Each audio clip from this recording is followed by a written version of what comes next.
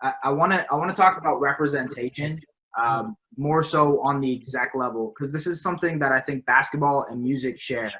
Where okay, listen to me here, right? There's black representation on the court, on the field, on the pitch, whatever you want to call it, Yeah. and your executives, your label executives, your presidents of basketball teams, your GMs, they're all mostly white. They're all Yeah. mostly people that aren't even immigrants. They're not even immigrants. Like they're not even black people. There's nothing, right?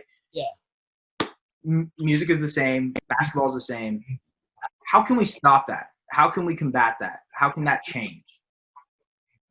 People got to be willing to give up power. It's the same thing on a micro level with everything else. Like, there are people that just work in office jobs where it's predominantly white, or it's like in any level of anything.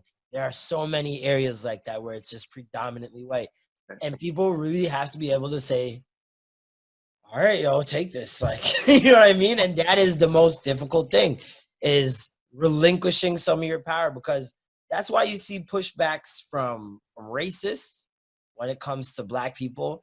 And even when you see pushback from men when it comes to women, it's a I have this thing right now, and now I'm supposed to share it. What does that look like for me? Do I get to still be this person that I am? I have to change everything I am? Like, and it's just scary for people. People are lazy on top of that. They don't want to do the work. And they're very complacent. And they know that if they don't do any work, they get to sit pretty in the whatever space that they're in. And so, like, the hardest part is getting people to relinquish the power, the perceived power they think they have. And do you think that right there, what you said, is kind of like what defines people who say all lives matter? Yeah, definitely, because that argument is used to kind of say we all have the same privilege. You're basically saying that you don't have any more privilege than anyone else, which, if you're saying that, it's a complete lie if you're white. And I think also people just they don't know what privilege means. They think it means money every time. They think it means they had an easy life growing up.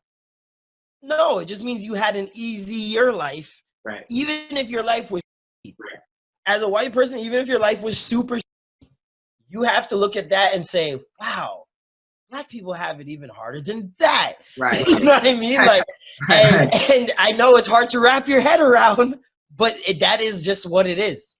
You know what I mean? Regardless of whatever you think. I've always said this. Any white person I see that's homeless, I can't have respect for you. I'm sorry. You had too much opportunities. Fair. You had too much opportunities. I respect an immigrant homeless person way more than a white homeless person. Because regardless, for example, I know so many white people that have gotten jobs, have gotten positions, and are making good money just because they know someone that works. Just because their friend owns the business.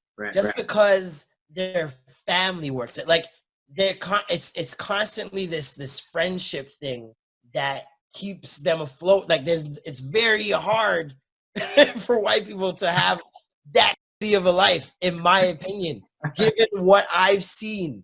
I can't go based on what anybody else has seen, but given what I've seen, man, it's hard for me to believe you had no chance. No, that's fair. That's fair. I mean, that's actually a pretty good point, realistically. Like, it's tough.